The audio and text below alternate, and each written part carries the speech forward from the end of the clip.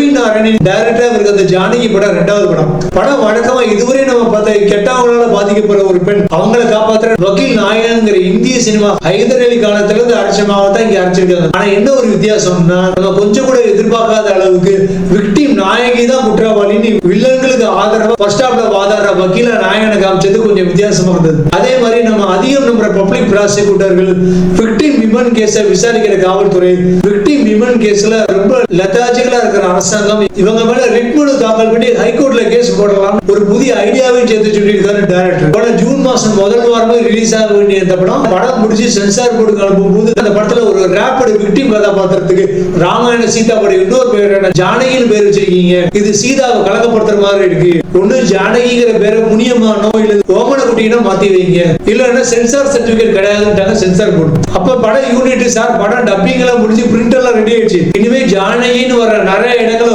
ஓமன 1-2 second வரக்கூடிய விட்டு audio voice எல்லாம் நாங்க ரீப்ளேஸ் பண்ண முடியாது. நீங்க சொல்ற ஜானகி உங்களுக்கு ப்ராப்பர் நவுன், அதாவது நீங்க ராமாயண சீதா மட்டும் தான் மென்ஷன் பண்றீங்க. ஆனா எங்களுக்கு ஜானகி ஒரு கலெக்டிவ் நவுன். இந்த நாட்டுல ஜானகி மாதிரி ஏகப்பட்ட பெண்கள் இருக்காங்க. ஆணித்தரமா அடிச்சு சொல்லி தான் சென்சார் சர்டிபிகேட் வாங்கிட்டு வந்து இந்த படத்தை ரிலீஸ் பண்ணிருக்காங்க. அது மட்டும் இல்லாம ஒரு 7 மாச கர்ப்பிணி விருப்பமே இல்லாம சுமக்கிற ஒரு கர்ப்பத்தை அரசாங்கத்தினுடைய மெத்தனத்தினாலேயே நீண்டு 7 மாசம் வரைக்கும் வளர்ந்த அந்த கருவை பாதிக்கப்பட்ட பெண்ணால வளர்க்க முடியாது.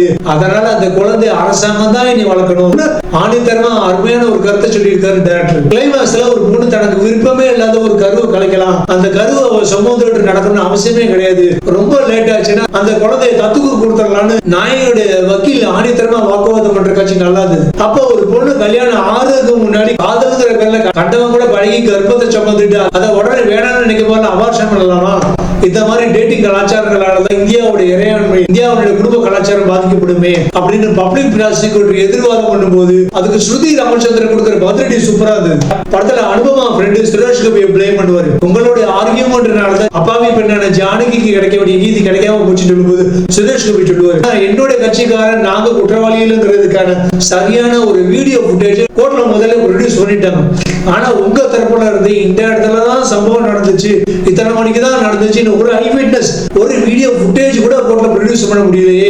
உங்க விசாரணை அதிகாரி பேக்கரி கடையில இருந்து எங்களுக்கு எந்த ஒரு வீடியோ ஃபுட்டேஜ் கிடைக்கலங்கிறாரு. ஏன் அந்த கடையில மட்டும் தான் சிசிடிவி கேமரா இருக்கணுமா? சுத்தி உள்ள இடங்களை கடைகளில் சிசிடிவி கேமரா இருக்க கூடாதா? அந்த கண்ணோட்டத்துல ஏன் உங்க என்கொயரி ஆபீசர் விசாரிக்கல? அப்ப ஜெயிக்கிறதுக்கான சந்தர்ப்பங்கள் சான்ஸ் எல்லாம் எனக்கு வாரி கொடுத்துட்டு கேஸ் சீக்கிரம் முடிச்சு ஃபைலை க்ளோஸ் பண்ணணுங்கிறதுக்காக சும்மா நுரிப்புண் மேயர் மாதிரி விசாரிச்சிருக்காரு உங்க என்கொயரி ஆபீசர். இப்ப யார் தப்பு? சரி என்னால முடிஞ்ச ஒரு சொல்யூஷனை சொல்றேன் நாயகன் ஸ்டெப்ஸ் எடுக்கும் போது படம் சரியான கிளைமாக்ஸ் நோக்கி போகுது. இதை சம்பவமா சொன்ன விதம் நல்லா இருந்தது.